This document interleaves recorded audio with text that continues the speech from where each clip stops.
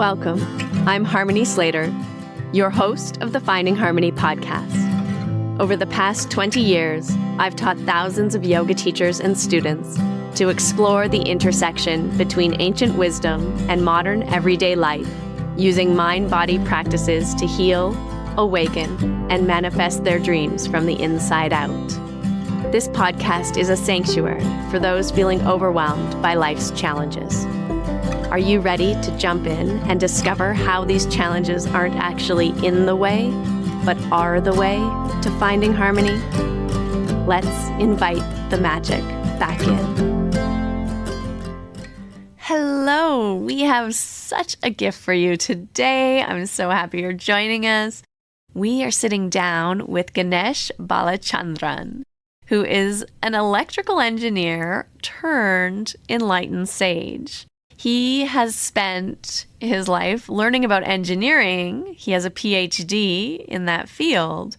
However, his soul's passion and true interest has really been founded in the ancient spiritual texts of India, being born and raised in India.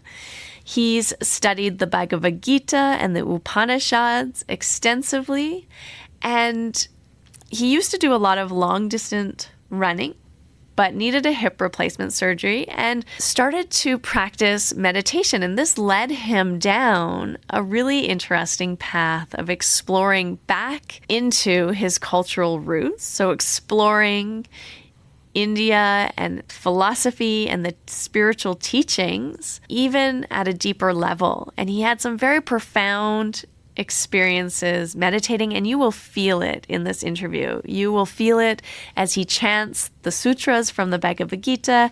You will feel it in how he speaks with such kindness, such presence, such sattva or purity in his mind and in his language. It's a real treasure, this interview, and I love how he really emphasizes that even though the physical postures of yoga have benefited him greatly on a physical level and can be of benefit to all of us, the real yoga is something that we live every day of our lives, throughout every interaction and in everything we're doing. And if you'd like to dive even deeper into this idea of spiritual wellness, I hope you'll join me Sunday, June 16th for my spiritual wellness workshop. It is a free offering. I'm only asking that you donate to Yoga Gives Back. All of the money will go directly to Yoga Gives Back when you donate. So join me online. It is open to everyone, and I would just love to work with you using many different tools like asana, pranayama, meditation, chanting, and then diving a little bit more into the philosophy, exploring some of the deeper philosophical concepts found in yoga. So I look forward to seeing you Sunday, June 16th, in honor of Yoga Gives Back. And if nothing else, I hope that this interview will inspire you to give back to India, the heartland, the homeland of yoga, and just support the wonderful organization that Yoga Gives Back is. Ganesh offers his own philosophy courses on the Bhagavad Gita and workshops throughout the month. And you can find all of these links in our show notes. So let's jump into this interview. Hi, welcome to the Finding Harmony podcast. I'm so thrilled you're here today. Welcome, Russell. Thank you for introducing me. I know you like to get your word in before our guests even. Good morning. Good morning. Guess who we have today that we're chatting with? Dr. Balachandran? Yeah. I don't think he's a doctor, though. I think he is an engineer. He's a doctor. He has a PhD. He has a obviously. PhD? Doctor. Oh, it says it right Fake there doctor. on the show. Dr. Balachandran. Ganesh Balachandran. Ganesh. Hello. How are you, Ganesh? I'm doing very well and great to be with you. It's so wonderful to have you here. But are you a PhD? Do you have a PhD in engineering? Correct. Yeah, it's not a MD. No. And that's also what you do for your profession. That is correct. Yeah. Yeah, that's what I do for my profession. Which is really interesting. You know, when I was in philosophy and studying philosophy at the University of Calgary, often, actually, I learned an interesting kind of connection that would happen. A lot of engineers would actually come into the philosophy department and really loved philosophy. And I was curious why so many engineers were coming in to do like a master's of philosophy or a doctorate of philosophy. One of the interesting things I think with the engineers is that you're used to building things in the physical world with objects and constructing things and deconstructing things and remaking them, right? Yeah. And I think with philosophy, and probably you found this with even listening to the texts and thinking about philosophy, is doing this with ideas and concepts, which is really interesting, that how you talk about Advaita Vedanta and yoga being so similar. Can you talk a little bit more about that? Because a lot of people say they're quite different, and that, you know, there's no Atman in yoga, there's no Brahman in yoga. And, you know. In fact, I was talking about that this morning. So this is a very good question, actually, what Vedanta and yoga are. In a nutshell, I'll tell you the difference. So the Yoga Sutras of Patanjali, they borrow their philosophy from Sankhya. So Sankhya and yoga are like kinds of sister philosophies. Yoga practice, so there's yoga philosophy and yoga practice, right? So the yoga practice is accepted by Vedanta. The yoga philosophy is rejected by Vedanta. And in fact, Shankara says the Sankhya is the greatest Malyuddham, the wrestler. It is the biggest wrestler I had to wrestle with. And he says, because I've defeated Sankhya, I've also defeated yoga. But he says, we accept all the practices of yoga. So the philosophy is rejected, but the practices 100% approved by Vedanta. And why the difference is that in Sankhya, they talk about many Purushas. So this Atma, the consciousness, there are many consciousness. Whereas in Vedanta, Sankhya and yoga, there's many consciousness. In Vedanta, there's only one Brahman. And this is the beautiful example they give in Vedanta. So there's one Brahman, but inside all of us, there's what is called the Chid Abhasa. That is, Abhasa means reflection. The reflection of the consciousness. It is called the reflected consciousness. The example Shankara gives is, you have these pots. So here people won't be familiar with pots, but in India there's water scarcity. So you fill water and line up. That's what I used to do when I was young. So line up pots, and there's sun. Of course, India there's no lack of sun. So sun shining bright. And in each pot in the water, you see a reflected sun. Like that, in each person, you have a reflected consciousness. So this is what powers the system. But the original consciousness, it is one. So in yoga, there is multiple Purushas, whereas in Vedanta, there is only one Purusha. So this is the biggest difference. Other than that, there is not much difference between yoga and Vedanta. So all the philosophies, everything is accepted. So that's so interesting. I just want to ask you one more question about Sankhya specifically, because that's often a question that students ask me is, in Sankhya, is it many Purushas? Is it like we each have like our own little soul in Christianity? And then how does that relate to the big Purusha, the main Purusha? Very good question. So, okay, that's where yoga differs. In yoga, it says, Purusha Vishesha Ishvara. There's a special Purusha called Ishvara. And this Purusha, it's beyond time, space, everything. Kalena Vachidnath, Purusha Vishesha Ishvara. Whereas in Sankhya, there is no concept of God. There's no, it's just Purusha Prakriti. That's all you need. There's no God at all. You don't need God to explain anything. You don't need this Brahman or the super consciousness, whatever. So this idea of Ishvara, I know like in the Yoga Sutras, Om is Pranava. the Tasya vacha embodiment. pranavaha. Yeah. But it could also be an incarnation of spiritual energy or entity or something like that as well, yeah?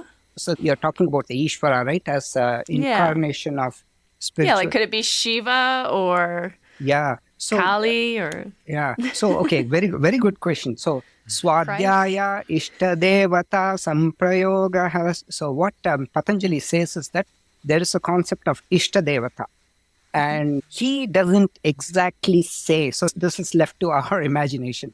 This Ishvara and this Ishtadevata, are they one and the same? The special Purusha, probably. So you're probably correct. Whereas in Vedanta, it's slightly different. Vedanta in Mundaka Upanishad, Chandogya Upanishad, they give this beautiful example. So there's only consciousness. That is the supreme entity, one pervading consciousness. Then there is something called Maya. That is the inert principle. So these two are considered like Shiva and Shakti. It's just because it's not like one is female or one is male. It's just that Brahman is considered the male aspect.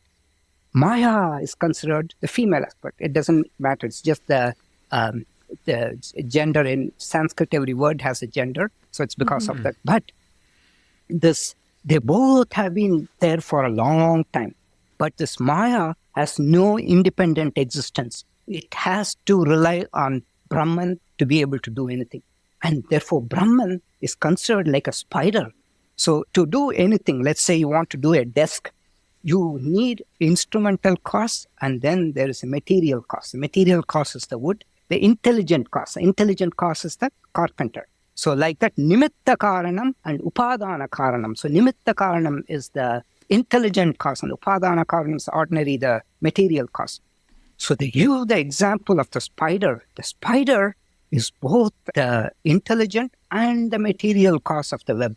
Like that, this Brahman is the one cause, and the Maya is dependent on this. So it is both the intelligent and the material cause of the universe.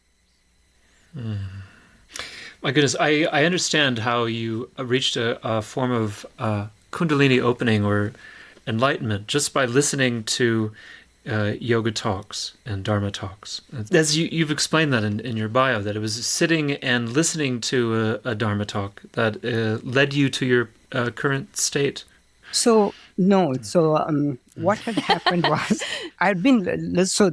since I was growing up, my dad would keep talking about this. At that time, I didn't want to listen to all this because I was thinking, a science student, I shouldn't believe all that. So I was very rebellious at that time. My dad is no more, but when in my 40s, so I injured my hip. I used to be a runner, and I injured my hip, and I was in a lot of pain. So I was trying everything under the sun, stem cell, all that. I didn't want to go through a hip replacement surgery right away, but I was living with a lot of pain. So I learned to meditate on pain. So there is also one Zen teacher here. He teaches meditation on pain. So I was trying all that. And one day I went to this Dharma talk, and there the teacher talked about this Supta Buddha. He was a poor leper. And Buddha was giving a talk to 100 people or 200 people, large crowd. So the poor, hungry leper, he had leprosy, and the leprosy is all the sores. And when seeing this big crowd, he thought, maybe I'll get some food to eat there. So he starts walking towards that. And this person had a pure mind because all he wanted was some food, no blemishes. The Buddha saw that this person was capable of receiving this information. So he pointed his talk at him and he talked a few words. And Supta Buddha, his name was Supta Buddha, he got enlightened there. So that shows the power of these words. He chose those words from a meditative state of mind. Patanjali says this, Tatra dhyanajam anashayam. Anything that comes from a meditative state of mind leaves ashaya, is residue of attachment, clinging. It has no ashaya. It is just pure. When great composers like Mozart, Beethoven, they compose, it comes from somewhere. There is no ego involved. It's so pure. That is why there's no effort in it. Mihai Csikszentmihalyi describes this as a flow state. You are just the instrument. It's just flowing through you. Nimitta matram bhava savyasachan. Krishna says that. Just be my instrument and shoot arrows.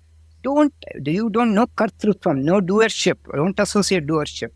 Nimitta matram bhavasavya he says that. That's my experience of being involved in an art form is you getting out of the way and letting the flow happen. It is an unfortunate irony that it happens so quickly. And so once you're out of the way and the flow state is happening, there is no consciousness of time. It is a kind of samadhi, and then it's over before it began, and you don't get to enjoy the thing. Yeah. But, So, ahead. but it is, they call this pleasure hlada, which is refined pleasure. So the enjoyment you're saying, so this hlada is when all the desires, they recede. And that is enjoyment. Mm-hmm. I have one follow-up question on this point. This is so fantastic, and I want to make sure we continue to get his biographical details. But that said, there was a apropos to this. I mentioned earlier about karma and how karma could be. I'm asking, can it be construed as a kind of explanation for our circumstances? Like, well, I'm working class, hoping to be middle class white person from the United States, which is a terribly unfortunate circumstance. And so how can I explain my circumstances except through karmic actions from the past? And that would explain why I'm not in a more preferable state, say like a wealthy billionaire in New York, who may or may not be on trial. So my concern is with this construct of karma and preference, that how does that align with Advaita, where what need do I have for preferable states? If I can be some kind of slug, I can still achieve enlightenment just for the fact of being a slug. That's a very good question. This is, okay, I'll give you a short version because karma... No, the long one, please. Okay, there are a few things. So slug, okay. In Advaita, in the karma theory, both in yoga as well as Advaita Vedanta, it is only in Manushya Janmam you can accumulate karma. In a slug Janma, you kind of, the karma, either your papam or punyam, whatever you can call it, that is getting extinguished.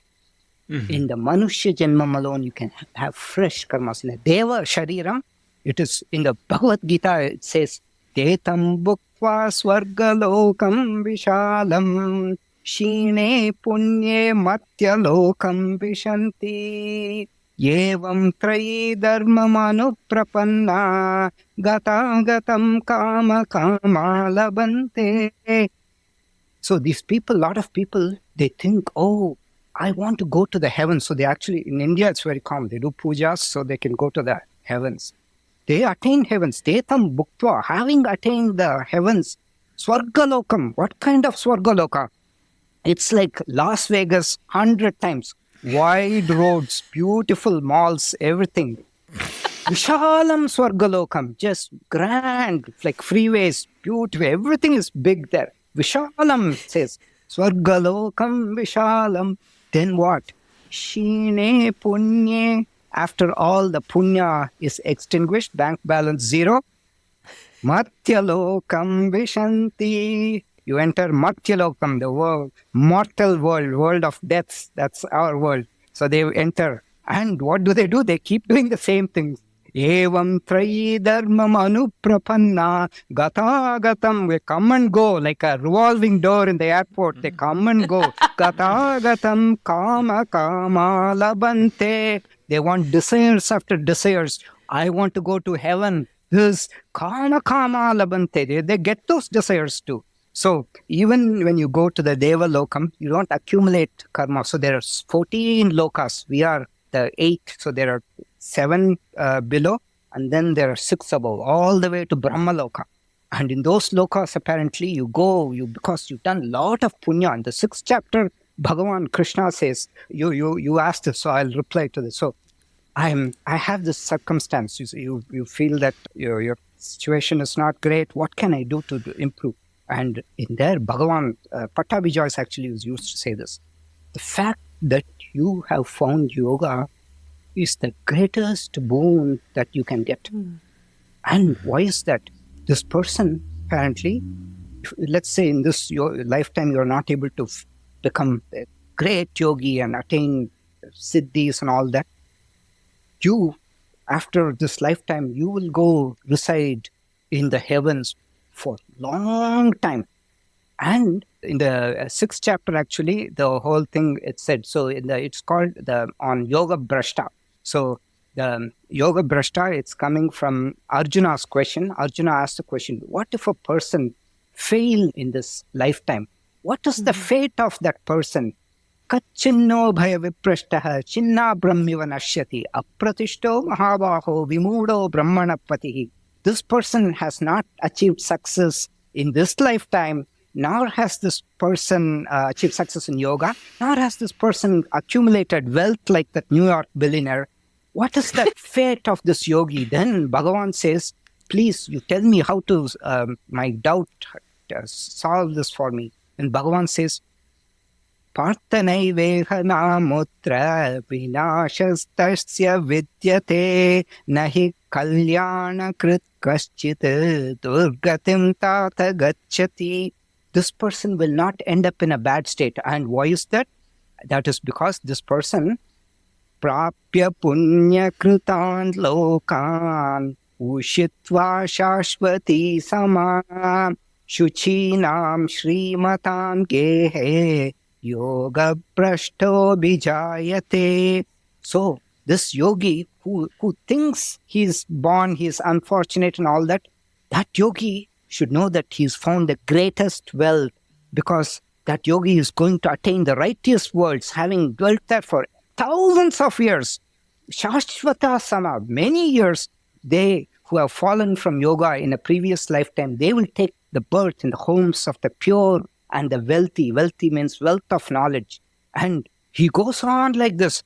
Athava yoginameva kule bhavati dhimata yetatti dhurlabataram loke janma yadish drisham. This kind of birth is so difficult to attain in this world. So that's what Bhagavan says. So to answer your question, this, it may look in the short time scale, like this minuscule time scale, may look things are a little difficult, but then if you see, zoom out and see, it is all good for the yogi. Well, It's all good for the yogi. as Pattabhi Joyce would say to us, practice, practice, practice, always coming, and then we would whisper under our breath, is always coming, including poverty. Everything is coming. And that's my point, actually, is that what need have I for future boons if the sole point of Advaita is to recognize that all is coming, including nothing? Yeah. Then I think, so we need to do transactions in this world, we need some amount of money. But santushtaha, this sense of satisfaction, for that you don't need too much money. But again, poverty is not a good thing. But to answer your question, so it could be a blip due to the prarabdha. But the good thing is all that bad balance is getting cleared and yoga is purifying. And future, we never know when the next birth, our next birth can be now, can be 1,000 years later. The Sukshma Shariram has to find the right place. The way it's described so powerfully in the Vedas, this body is a place of rent for the Sukshma Shariram. Can you explain for our listeners what the Yes, I'm going to do that. Shariram? Yes, in Vedanta as well as yoga, our body is, so we can classify, just like they classify people as men and women, young and old, short and tall. So you can classify the body in many different ways. One way is Shariratrayam, another way as Panchakosha, another as states of experience. So the Shariratrayam is where the three bodies come. So the three bodies are the gross. It doesn't mean there's anything gross about it, but it's opposite of subtle. Gross It's means often gross. Yes. That may be true too, because we abuse our bodies, right? Yeah. It's a tangible body. So let's just say tangible body. And this is the tangible body. And then there is the subtle body, Shukshma Shariram. Subtle body consists of the mind and all the pranas. And there's much more. There's 19 components, 17 or 19. That Pancha Prana, and then there is the 4 parts of the mind, the 5 pranas, the 5 organs of knowledge, Jnanendriya, that is Sparsha, sound, all the 5 senses. When they talk about the senses, they're not talking about the Golakam. Golakam is this ears, all these things. They're talking about the power of perception for the eyes and hearing, all that. And then the 5 organs of action, Karmendriyani, Vak, speech, Pani, Padam, the feet, hands, Payu, that is the excretory organ, and Upastha, the reproductive organ. And then there are 4 parts of the mind. Some people say 2, 4. There's Manas, Buddhi, Ahankara, and the Chit. So all these come under the subtle body. It's subtle because it's not easily seen. Another person can see our hands, face, everything, but they cannot read the mind unless they are a yogi. And the Siddhis, Patanjali actually says, Parachitta Jnanam. So, Pratyayasya Parachitta Jnanam, by meditating on your Pratyaya, your screen of the mind, you can read others' minds, but we are not talking about those super people. So, this is the Sukshma Sharira. So, this is the subtle body. The physical body is like a place of rent for the subtle body. And what is the rent? The rent is your karma from the previous janma. You pay it up front. And once the rent gets over, the prarabdha karma is dissolved. The body does not have any use. This is how Shankaracharya describes it. This is not what I came up with. This is in Shastra. And the body, it leaves. So advance rent using previous janma, punyam and papam. And once it's vacancy, once it's over, that's it. Where the office space is vacated, then they go looking for the next space for transactions. And the karma based on rent paid by this lifetime transactions, the cycle continues. This is so interesting because people often struggle to understand karma. I think it's one of the most complicated, difficult things to understand in Indian philosophy. But I like this idea of you rent this office space, which is our physical body, and we're performing actions, which is karma, right? Karma's action. We get this space based on past actions. Correct. Now we have the space, so now we're performing transactions and different actions in this space. And when this space is finished, based on the rent that we've paid in advance, based on past actions, this space goes, and all the transactions we've done in this space move us into our next space that we're renting. 100%. You told it so well. It's so good. Yeah. And this is it's given, this definition is given in Tattva Bodha. So there are all these prakarana granthas. So before we study Vedanta, there are these introductory texts which define all this for lay people. You know, I'm struggling with this, and I think it might be because of this kind of Shaivite, Vaishnavite contrast or conflict that I feel that the Vaishnavite obviously will want to take care of their children and their home, and also perhaps make some good works towards future incarnations of this Purusha. But the karma that gets reincarnated. Yes. So you want to farm well, but I feel like perhaps the Shaivite has no use for this, and is like, well, what difference does it make? You know, what do you care if your children are thriving or or not? But I think this goes back to that story, which is like a very funny Advaita Vedanta story that I think you've probably heard, or the metaphor of, I think Sri Shankaracharya is running down the street away from a bull chasing him, and someone says, "Guru, I thought everything was Maya. Why are you running from this bull? It's Maya. It doesn't exist." And he says, "Yes, my running is Maya too." I mean, which I think speaks to the fact that, like what you're saying, we live on this plane of existence. We have behavioral reality where, we need to eat and go to the bathroom and work and live and function. But ultimate reality is something that's kind of existing simultaneously with behavioral reality, but also in a realm of its own. Yeah. Actually, you raised a very good point. May I tell a short joke, Vedanta joke? Yes, please. Yeah. Okay. So you hit it so perfectly. In Vedanta, there's this joke. So, Aham Brahmasmi. So the age, when I say I, it refers not to the body, not to the mind. It is the consciousness, because I am the witness. If when you meditate, you can see thoughts in the mind. So you can see that you are not enmeshed with the mind. So anything that's the object is not you. So you are the consciousness, okay? And the consciousness has no birth. So once a Vedanta, a person who's studying Vedanta, he applies for a job. First line, name, he puts his name. Then here it says date of birth. He says not applicable. Not applicable. Oh,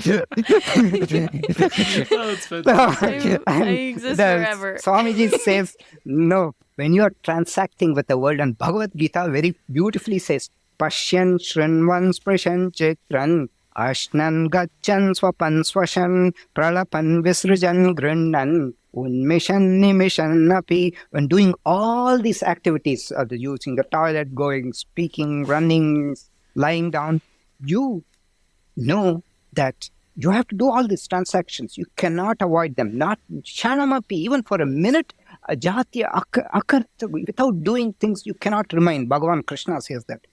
But you do all this knowing fully well it is my gunas which are pushing me. I can't escape that. But I, the consciousness, am not the doer. You have to do what is needed, and at the same time things that are good, but you are the witness. And there's a very subtle thing, because this is actually a very confusing and tricky point. Because in the Mahabharata also, can I tell another small story? Yes, please. Yeah. This evil guy, Duryodhana, you heard he is the villain, right, of Mahabharata. Yeah.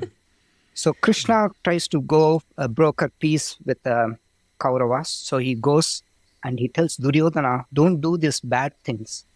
Then Duryodhana says, Janami dharmam nachame nivritti pravrittihi. Janam adharmam nachame nivrittihi. Tenapi devena krudistitena yata niyotsmi tata karomi. He pure puts it on the Ishvara that lives in the heart. He says, I know what is dharma, but I cannot do it. I know what is adharma, unrighteousness, but I cannot help not do it. Tenapi devena, the Deva, the Lord that resides in my heart, whichever way it pushes me, I will do it. And there's a big fallacy with that, because he says it's beyond my control. No, you have your karma determines your tendencies, but you have the free will. There are certain things which if you are born with some eye problem, there's nothing you can do. That's the karma. But you can do enough to take care of it. Same thing, if some people will have a tendency to steal. This is true. They have the tendency, but there is a certain portion of it which can steer that and put that into more productive use. So these people become great detectives too, apparently. So and kleptomaniacs. So my goodness, you have to transfer these activities from the bad quadrant to the good quadrant. So there's good and the bad, and there's proclivity. It's something that goes with the swabhava and against the swabhava. So like the Catch Me If You Can fellow became a very good detective. The con man became a very, very good detective. I have a follow-up question, but you want to talk, evidently. I think that's so interesting, because I love this actually about yoga and Indian philosophy, including even Buddhism. This idea that it's not so much like good or bad or evil and righteous, but more dharma, adharma, right? Or helpful and harmful. Himsa, ahimsa. So it's the things that are either moving us aligned with sort of the cosmic law of order and harmony and balance and peace and prosperity and all these things, and the things that go against it. And sometimes things that look like they're going against it might actually be in flow with it too. And so it's that sort of analogy of the knife, right? The knife itself isn't good or bad. It just is a knife. It is what it is. And it's how you're using it. And that's, I think, what you're kind of pointing to, is that stealing in itself isn't necessarily a bad thing. It's, you know, possibly a gift, right? Robin Hood, Yes. Depending on how you're using this gift of being able to move things, you know, if you look at it without any kind of connotation of good or bad or right or wrong, you're simply moving something from one place to another in a way, right? And so I think Indian philosophy is so good that way. You said it so well, because this is exactly consciousness is talked about. Consciousness is the light. It's like a light. And in presence of the light, a neurosurgeon conducts surgeries. And in presence of light, there are things that are getting robbed. All the bad things happen too. So can you blame light for that? That's fantastic. There's a lovely video in your Yoga Philosophies PowerPoint of this British man talking about it. Your job as a meditator is to watch the road, and then you inevitably get involved with the traffic and want to help direct the traffic on the road. There's some kitten on the road or something. It's like, oh, I should really think about that. It's like, no, your job was to watch the road, and that's it. I think a common sticking point for the North American coming to India is this issue with sin and expectation for sin. I think this I think piggybacks on Harmony's point of Dharma Adharma very nicely. I think, is that in encountering Krishna and his concept of the householder's duty, say Dharma, Artha, Kama, Moksha, two of those are sinful. And so I'm immediately confused. It's like, well, any kind of money is going to be a sin. I'm here in India and my yoga teacher's profiting off of me. That's a sin. And I'm meeting girls in Mysore and like, I'm sinful. You know, like I know I am, you know, but it's Well, explain what Dharma, Artha, Kama, and Moksha are, because sometimes maybe the listeners don't know. Yes, thank you, Harmony, for helping set that up. So very good. In fact, I was thinking about this sin topic, and you brought it up. So, there is the Dharma, Artha, Kama, and Moksha. So, if you look at the Bhagavad Gita, Krishna talks about it a lot, about these four topics. And the context is that the entire Bhagavad Gita was because Arjuna wanted to flee the battlefield, become a sannyasi, renunciant, which means he wants to go sit in the forest and meditate. And Krishna is trying to tell him, Arjuna, you are just not suited for this kind of thing. You are born a warrior. And later, his brother, so these guys keep doing the same thing in Mahabharata. His brother Yudhishthira does this thing. Before ascending the throne, he is filled with remorse and guilt for having killed his cousins. So he says, no, I'm not going to take this throne. I am a sinner. I have to go sit in the forest and meditate. At that time, Arjuna chips in and says, Yudhishthira, if the Brahmins there, if they see a tiger or lion, because they don't have any, they call vairam, which is violence, and therefore those animals will stay clear of them. They don't perceive them as prey. So, ahimsa pratishtapyam tatsannito vairatyagaha. In the Yoga Sutras, it says that. So, it's their energy that they emanate, and they also have tapobalam. Because of their tapas, they can stop an animal. Whereas if you go there, it'll be a river of blood. You will just take your sword and chuck. So you are unsuited. Agreed. So, unsuited. 100% is correct. Yeah. But anyway, so these four things are Artha, Dharma, Artha, Kama, and Moksha. These are the four pursuits, right? So the grihastha life, the householder, kama, so for them, all those four are valid. You can do all that. For the sannyasis, only the moksha, because they've renounced everything. Their only goal is moksha. Dharma, Moksha being liberation from yes, moksha, like liberation mind, from the body. cycle of samsara, birth, death, getting liberated from that. That is moksha. Full liberation. Yeah. Up and out. Freedom Up and from Rajadvesha. Yes. Yeah, Ragadvesha. Then this dharma, artha, and kama, even kama, Bhagavan says, dharmaya virudyo, I am the kama which is not opposed to dharma. So there is nothing wrong in kama also. But the problem comes when you develop this strong, like it's a raga, literally means this craving. And Patanjali also talks about all these different types of sorrow. And he says that so when you have an ice cream, when you finish eating the ice cream, the desire, the sorrow that it has ended, that is one type of sorrow. And then you're thinking about it later somewhere, and then that is a different type. So there are all these sorrows. So this the raga is this craving. That is what causes the problem. And he says, if you are able to enjoy, then let go. Then it's fine. So Swami Sarvapriyananda, he would give this example. The sannyasis, it's not like they're just eating meager food every day. Their routine is like this: dal, roti, and dal. One day. Next day, dal and roti. So it's like that. Same. Different order. Same first, that's it. But occasionally, on a Saturday or Sunday, there's a big wedding ceremony happening in Rishikesh.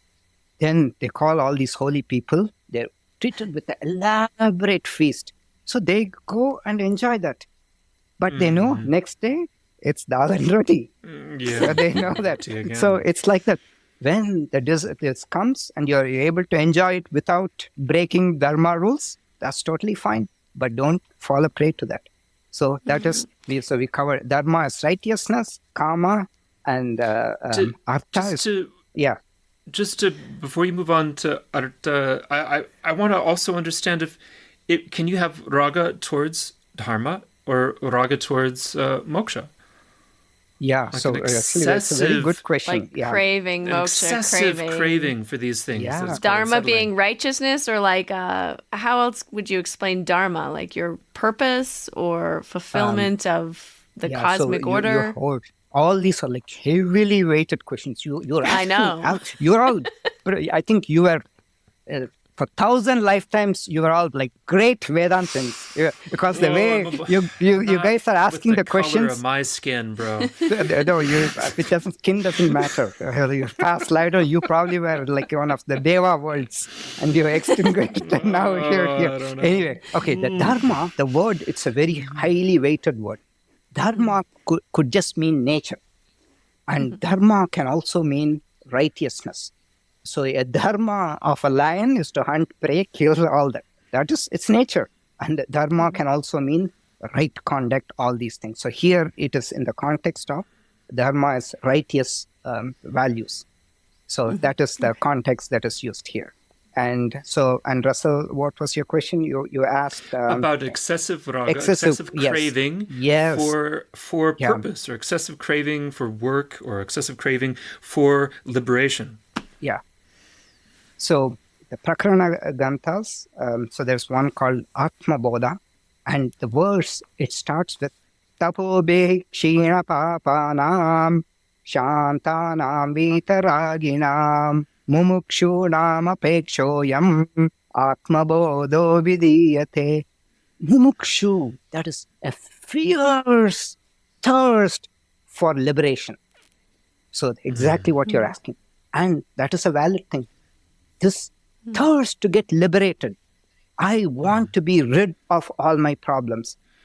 Patanjali says, Parinama tapa samskara dukkai gunavritti virodascha dukkameva sarpam vivekinaha. The wise people know even the greatest, like Buddha, he was a prince. Still he was suffering. The wise people know dukkam eva sarvam vivekinaha. The wise people, they know all this is suffering. So even if you are born in a very noble prince, as a prince, you can still suffer. So the only way to get out of suffering is to get out of the cycle of the samsara. And that the strong desire is a legitimate desire for mumukshutvam. It's called mumukshutvam. That's the word. Mumukshu, it means one who has a strong desire for liberation. So for liberation, yes. For dharma, a strong desire. So usually what is said is dharma being it's a noble thing. When you have this sharp craving towards it, it'll automatically blunt it and make it refined, is what one Swami has, that's how he explained it. Because of the nature of this, even if you initially have this very strong way of approaching it, it'll get smoothed out. In fact, it is said in Krishnamacharya's, one of his books, which one is the Yoga, anyway, there, it said initially you go with a lot of rajas, but later the whole thing will smoothen it and it'll become more sattvic. It's the nature of that. But kama is a little dangerous. Kama being pleasure. Yes, kama is something you have to be careful about. Best to limit it. But the Shastras don't say, if it comes your way, don't run away from that. It says you can feel free to pleasure yourself, but don't get caught in the grips. Yeah. Don't get caught in the like grip craving. of the... Oh, yeah. in the grips. In the grips, yeah. I've been caught pleasuring myself. In the grip. And so, yeah, I've been... It's a terrible... Not even a crack of a smile from the man. Okay. And then artha is the wealth. To move towards wealth or the building of wealth. Artha actually, so the word means security. So artha is object, objects of security. So that's in the human pyramid also. Wealth is supposed to give security. So it's artha is generally construed as wealth. That is also perfectly fine. And as long as you don't have greed and holding too much. So aparigraha, one of the yamas that is talked about, is don't hold more than what you need. Yeah, I love that.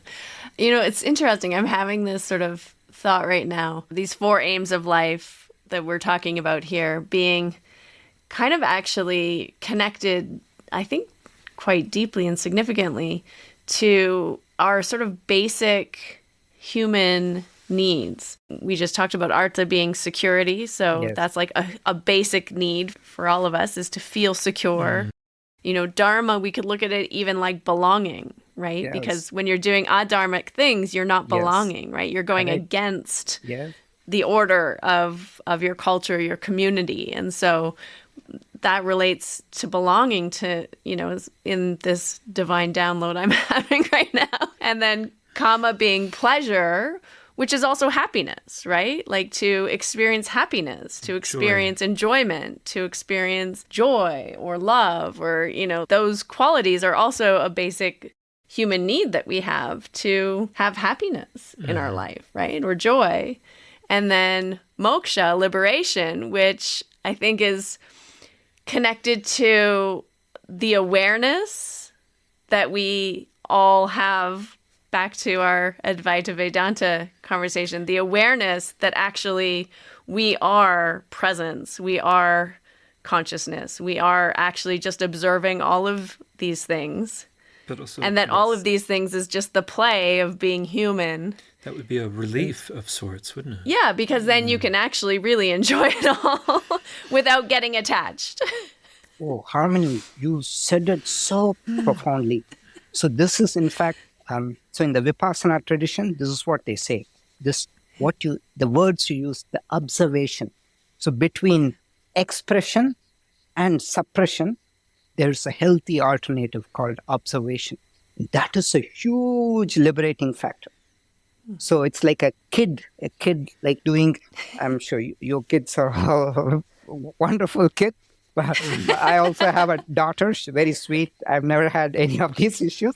But sometimes kids do mischief, right? So you can yell at the kid or totally ignore, and both are not good. But just observe. Then the fact that you're observing, the kid will stop doing the mischief. So this is why they say, just observing all that is the best thing you can do. So the word you used, it is so apt. Yeah, and just meeting it. I love that you bring this analogy of the child, like meeting it with the sense of all these things are happening, because of they're trying to get one of these aims of life. And when we just observe it or meet it with compassion, with kindness, with love, with acceptance, we can then allow it to kind of do its thing, and it will move on or stop, or it just wants to be seen and acknowledged. Yes. And then, it kind of prevents us from making things worse. Our Sanskrit teacher, Jayashree, she had said once that, don't mind Russell. Russell is like Balakrishna, and he makes everyone laugh. But it's the tendency, it can become problematic. And so I see that in our child. Our child is also a Balakrishna, and he likes to be naughty and mischievous, takes great joy in it. But then you can see it is a path that, you could get him arrested. And so the concern is like, how do you restrain your natural tendencies? Yeah. I don't know if you need to restrain them. I'm concerned for his future. No, they're just...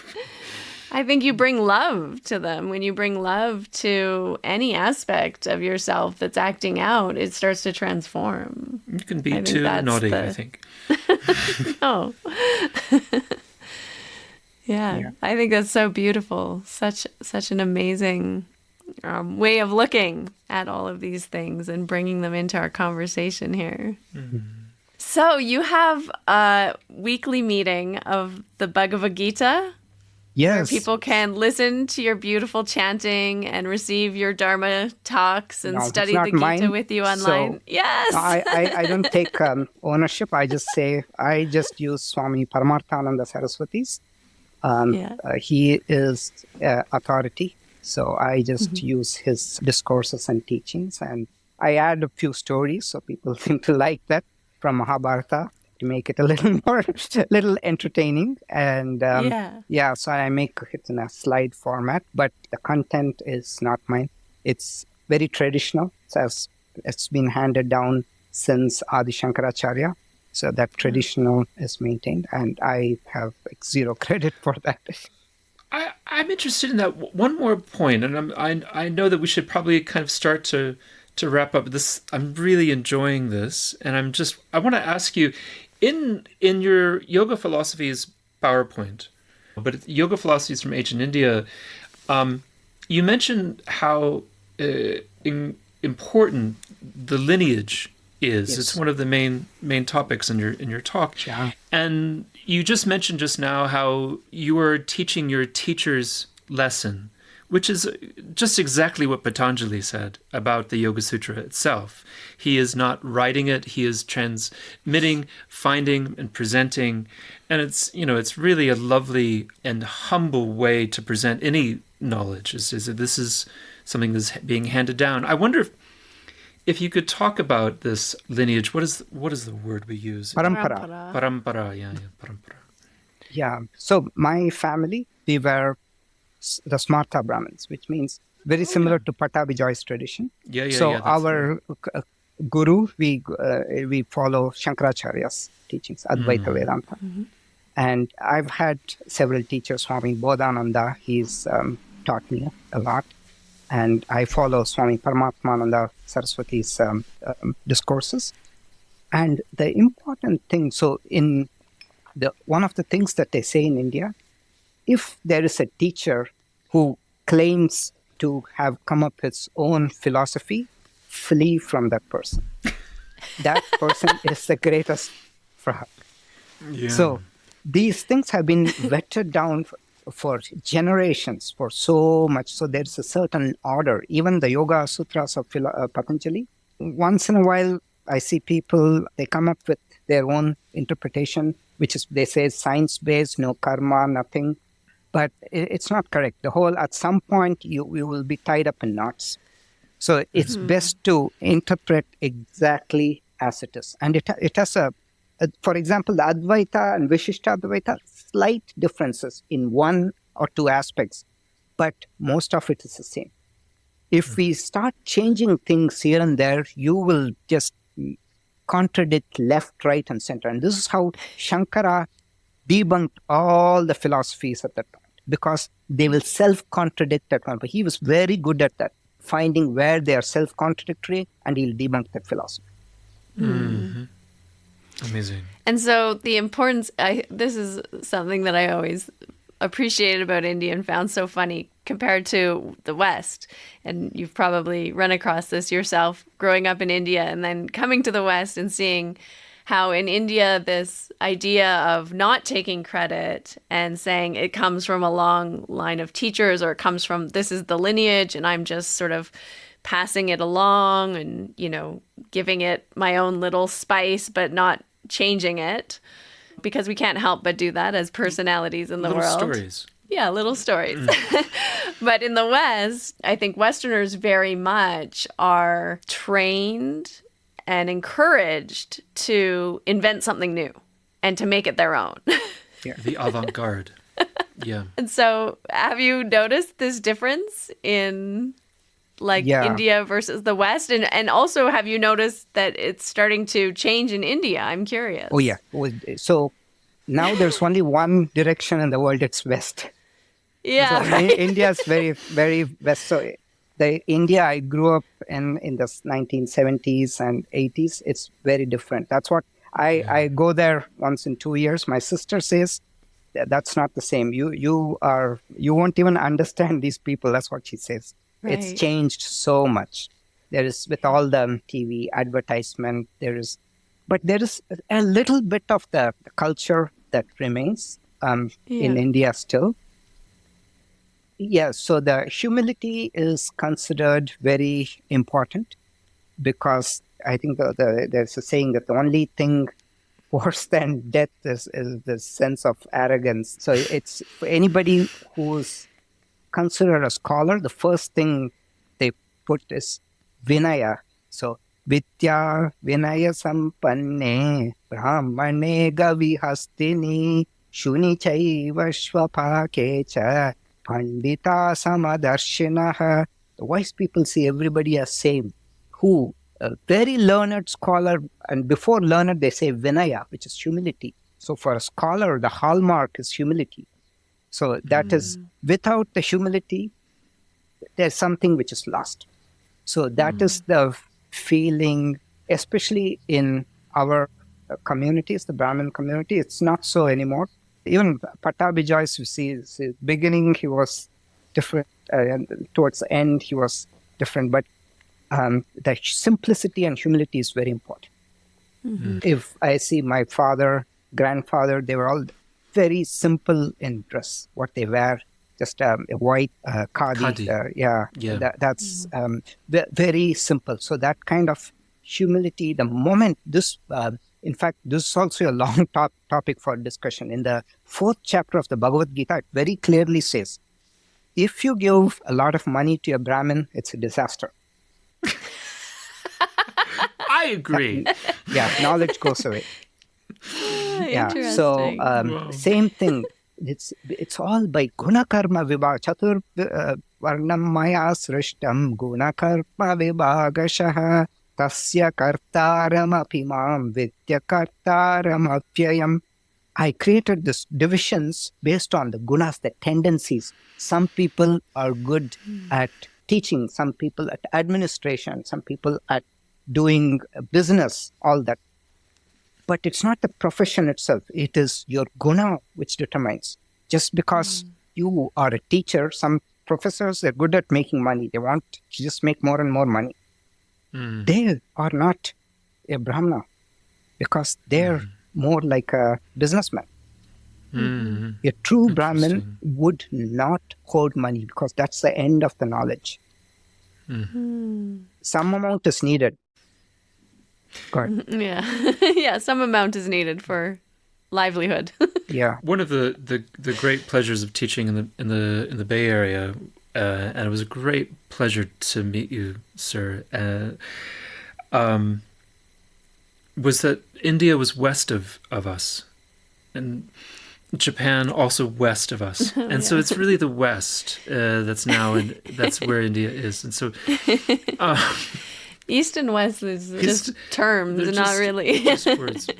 But no, I joke. I just want to say again that you've done us a great honor, and being in Los Gatos with Moshe, and you approached us and talked to us, and you really did us a great honor by suggesting the show, and we really were very eager to have you on the show to talk about this. And I think you'd be such a great service to our audience. And I hope they all have take the opportunity to attend your Dharma talks. And so thank you again.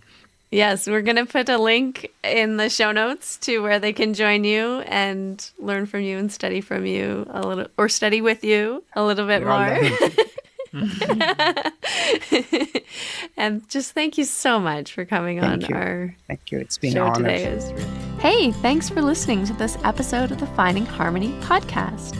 I want to remind you of an incredible class that's open to you by donation.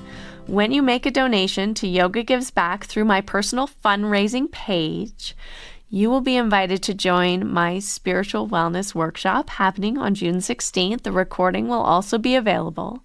By participating, you're not only investing in your own spiritual growth, but you're also supporting an incredible charity, an incredible non-for-profit that I love and I truly believe in, Yoga Gives Back.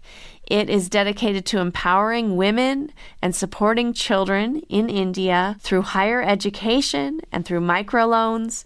And your donation isn't just a gesture, it is actually a lifeline for those in need. So mark your calendars, June 16th.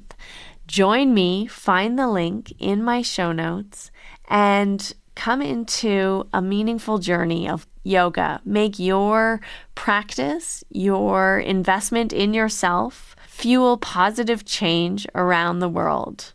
Together, we can truly cultivate wellness, not only for ourselves, but for our whole world, especially for the women and the children, the young girls in India who need our support, who are being empowered by this money through education and microloans.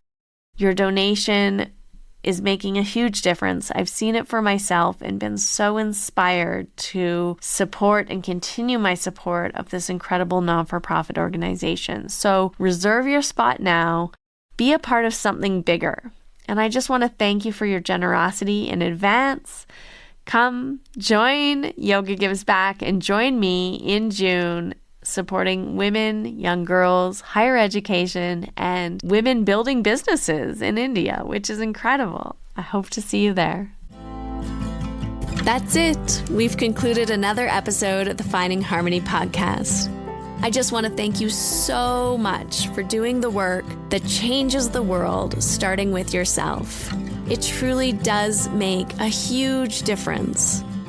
Please make sure you have your automatic downloads turned on wherever you listen so you don't miss any of the upcoming episodes. I have so much more magic I can't wait to share with you. Lastly, if you're on Instagram, I love connecting and hearing from you. So come on over and say hello at Finding Harmony Podcast. And you can also come say hello to me personally at Harmony Slater Official. Thank you again for being here. I cannot wait to share more with you in our next episode.